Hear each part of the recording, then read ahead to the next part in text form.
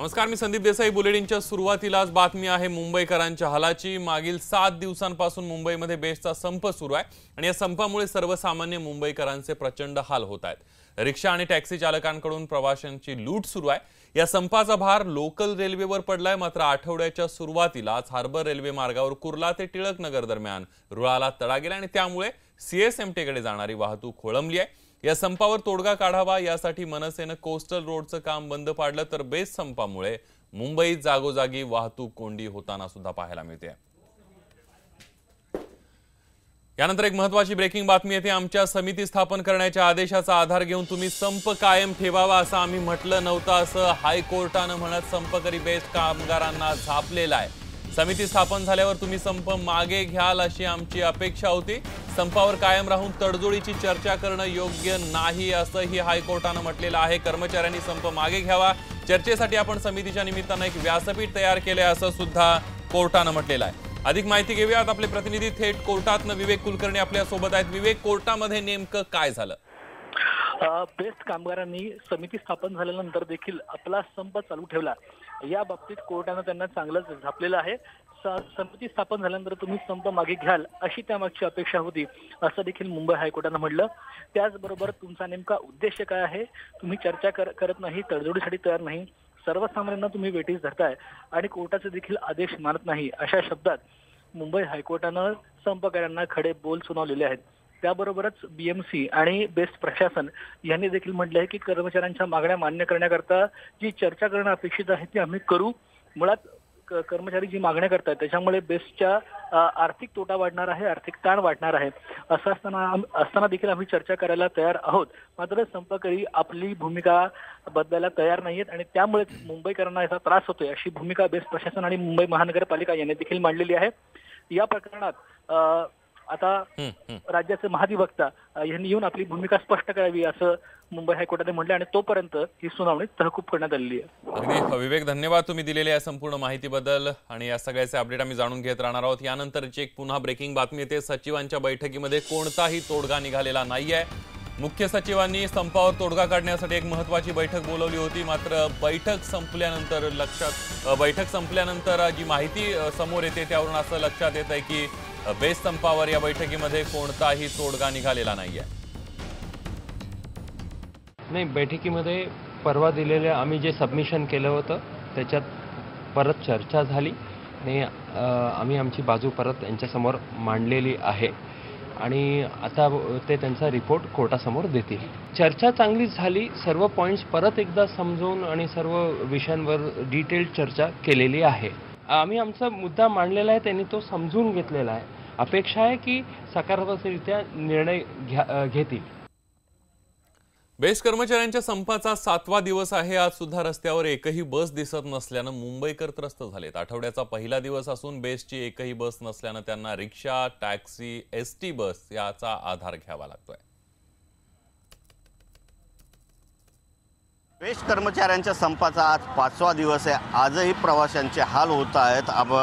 जे प्रवासी आहेत ते कामाच्या स्थळी जाण्यासाठी म्हणून कुर्ला स्टेशनच्या बाहेर आहेत आणि त्यांना रिक्षानी जावं लागतंय। आपल्यासोबत काही प्रवासी आहेत, काय त्रास होतोय काय सांगणार?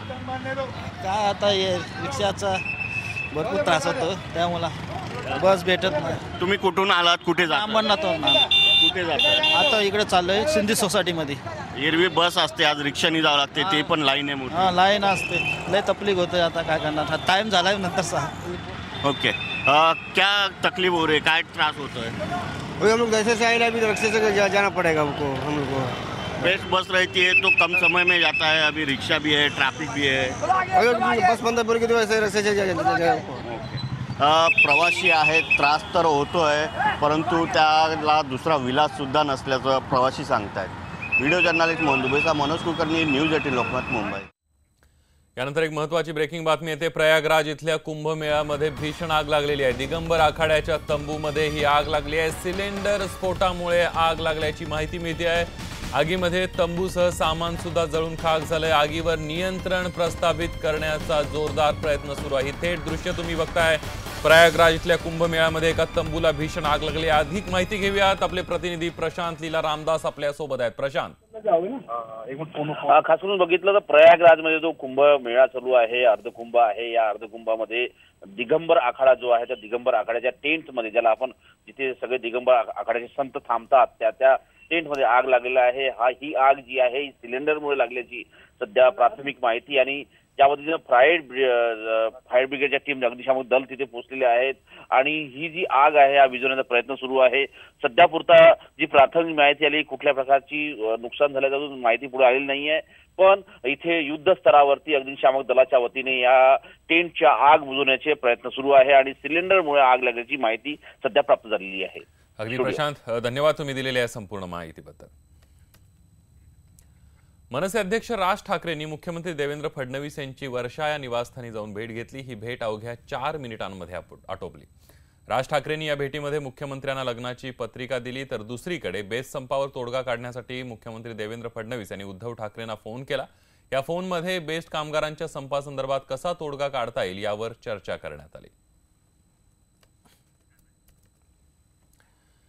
बेस्ट संपावर तोडगा काढत नाही तोपर्यंत कोस्टल रोडचं बांधकाम करू देणार नाही म्हणत मनसेनं बांधकाम बंद पाडलं होतं. त्यानंतर पोलीस बंदोबस्तामध्ये कोस्टल रोडच्या कामाला पुन्हा एकदा सुरुवात करण्यात आली.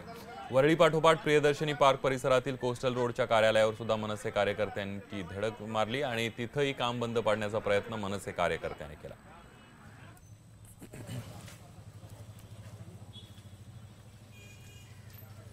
आपण ही दोन्ही दृश्य बघतोय. वरळीमधल्या कोस्टल रोडचं काम मनसेच्या कार्यकर्त्यांनी बंद पाडलं, मात्र पोलीस बंदोबस्तामध्ये हे काम पुन्हा एकदा सुरू करण्यात आलंय. आठवड्याच्या पहिल्याच दिवशी हार्बर रेल्वेची वाहतूक विस्कळीत झाली आहे. कुर्ला ते टिळकनगर स्टेशन दरम्यान रेल्वे रुळाला तडे गेल्यानं रेल्वे सेवा विस्कळीत झाली आणि याचा परिणाम जो आहे तो CSMT कडे जाणाऱ्या वाहतुकीवर झाला आणि त्यामुळे कामावर निघालेल्या प्रवाशांचे मोठे हाल होताना दिसत आहेत.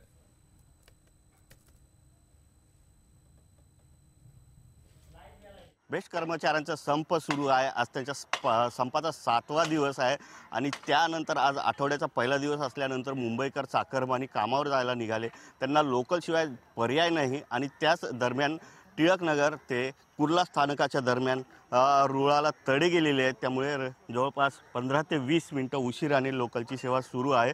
आपण त्या ठिकाणावर आहेत ज्या ठिकाणी हा रुळाला तडा गेला होता. कर्मचारी आहेत, ते कर्मचारी काम करत आहेत. तात्पुरत्या स्वरूपात काम करून अनेक लोकलसुद्धा सोडलेले आहेत.